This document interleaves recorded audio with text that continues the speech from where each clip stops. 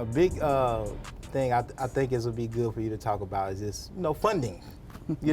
Everybody needs more money, especially for education. But we have been able to increase pay for our teachers, staff, and things like that here in MPS, which is, we needed that money, we needed those funds. However, some would say we're kind of underfunded from the state side, right? Which creates more challenges, budgetary challenges for you, yes, and for our city.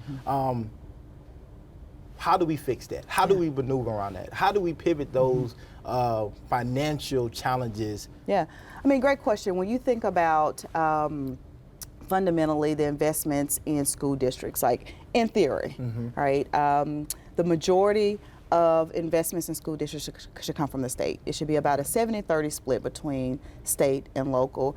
And I mean, federal is usually a very small percentage, 1 or 2 percentage points of the overall budget. And in Nashville, and I'm specifically saying Nashville because this is not true for most of the other districts in our state, it's flipped, right? So our local government funds about 70% of our budget, and the state 30%. funds about 30%. And there's all kinds of reasons why we've shifted from BP into TISA, and we could talk about the fiscal capacity of Nashville. Regardless, the needs of students in Nashville, matter. And so, there is a need for advocacy and recognition that from the state level, we have to meet the unique needs of our students here as well. But again, I'm thankful for the partnership with Metro Council, with the mayor, that the last 2 budget cycles, we've had historic investments. It's helping us close the gap. I mean, we've been so woefully underfunded for so long that I can't say, again, we're where we need to be or that we've accelerated beyond that point. And so what really needs to happen in this space, and we're taking the lead on some of this. We've changed the way in which we budget. We no longer kind of hope and wish, right? Just put a number out there, hope and wish. We are very transparent around our theory of action. Here's where we are. Here's our ideal space. This is what investment is going to take for us to get there. And then we hold ourselves accountable for moving the needle in that direction.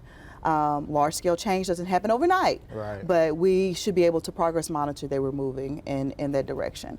It's going to take advocacy, particularly at the local level in Nashville, to just at the state level, them understanding the needs of Nashville, them understanding that, fiscal capacity aside, the state has an obligation to fund our system at a level at which it does surrounding counties.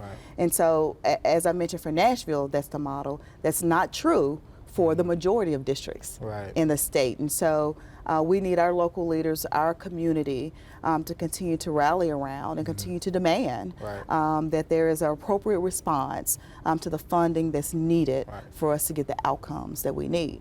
We also have to understand that that's not always a vision of everyone, but we have to demand it for our young people. And for way too long, we've been woefully underfunded.